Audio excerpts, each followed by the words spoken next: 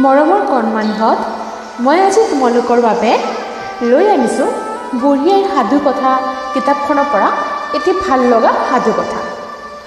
মই আশা কৰোঁ তোমালোকে সাধু কথাটো শুনি বৰ ভাল পাবা। আৰু এই সাধু কথাটোৰ নাম হ'ল তাৱৈয়েকৰ সাধু। তেতিয়াহ'লে পলম নকৰি আৰম্ভ কৰোঁ। দুজন বৰ মৰমৰ সখী আছিল।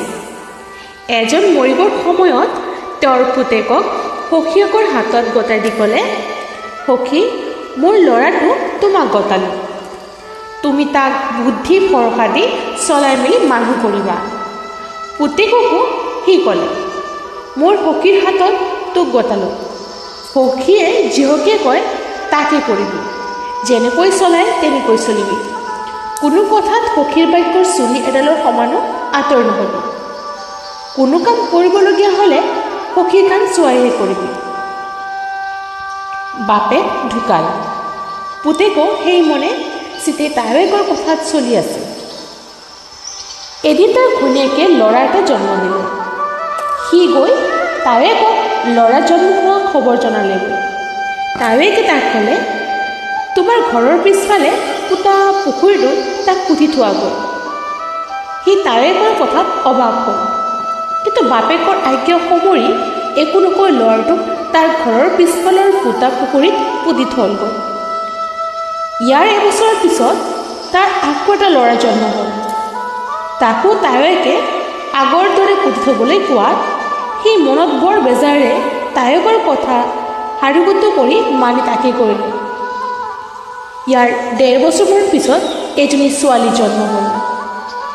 এইবাৰ সি ভাবিলে তাৱৈয়েকে আগৰ দৰে ছোৱালী দি পুতি থবলৈ ব্যৱস্থা নিদিয়ে। কিন্তু সি বিস্ময় মানিলে যে তাৱৈয়েকে এই ছোৱালীজনীকো আগৰ দৰে পোতা পুখুৰীত পুতি থবলৈ ক'লে। সি নিৰুপায় হৈ মনৰ বেজাৰতে তাৱৈয়েকৰ কথা মতে ছোৱালীজনীকো পুতি থলে। ইয়াৰ ২ বছৰমান পিছত আকৌ ঘৈণীয়েকৰ এটা ল'ৰা সন্তান উপজিল। এইবাৰ ভাবিলে, বাৰু তাৱৈয়েক এই বাতৰি দিওঁ। কিন্তু সি থাকে কপালত। এইবাৰ তেওঁ এই ল'ৰাটো পুতি থবলৈ ক'লেও আৰু কেতিয়াও সেই কথা নুশুনে। ইয়াকে ভাবি সি তাৱৈয়েকৰ ঘৰলৈ গৈ ল'ৰা হোৱা বাতৰি দিয়াত তাৱৈয়েকে ক'লে, বোপা, ল'ৰাটো তুমি ধুৱাই পখৰাই লোৱাগৈ। কিন্তু মই এটা কথা কওঁ, তুমি তোমাৰ আগৰ ল'ৰা ছোৱালীকেইটা য'ত পুতি থৈছিলা, আজি ৰাতি সেইখিনিতে কল এটা পাতি তাৰ ওচৰত পৰ দি বহি থাকিবা। তাৱৈয়েকৰ কথা মতে সি ঘৰলৈ গৈ ল'ৰাটো ধুৱাই পখলাই আৰু ৰাতি সেইদৰে পোতা পুখুৰীৰ মাজত কল এটা পাতি পৰ দি বহি থাকিল। ৰাতি দুপৰ হৈছে, এনেতে বৰটো ল'ৰাই গাঁতৰ ভিতৰৰ পৰা মাত লগালে, ভাইটি, মই থাকিবলৈ নক'লোঁ। পোৱাহেঁতেন তাক থিয়শালত দিলোঁহেঁতেন। অ' কটা, ভাল হাৰি। মাজতো ল'ৰাই মাত লগালে, ককাইটি, মই থাকিবলৈ পোৱাহেঁতেন তাৰ ডিঙিত চিপ জুৰি লগালোহেঁতেন। তাৰ তাৱৈয়েকে আমাৰ মঙহ খালে। ইয়াৰ পিছত ছোৱালীজনী মাত লগালে, ককাইটিহঁত, যদি মই কেনেবাকৈ থাকিবলৈ পালোঁহেঁতেন তেন্তে তাক কেঁকুৰাই খোলা দি খুলি খালোঁহেঁতেন। মোৰ মনৰ কথা মনতে ৰৈ গ'ল।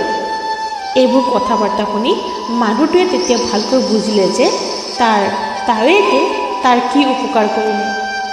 তেতিয়া তাৱৈয়েকৰ ওপৰত তাৰ আৰু ডাঠ বিশ্বাস হ'ল। ইয়াৰ কিছুদিন পিছত তাৰ ধান বেচিবৰ সময়ত সি তাৱৈয়েকক সুধিলে, ধানৰ দৰ কি হৈছে? মোৰ ধানগাল বেচিব খুজিছোঁ। সি উত্তৰ দিলে, টকাত ১২ পোণ।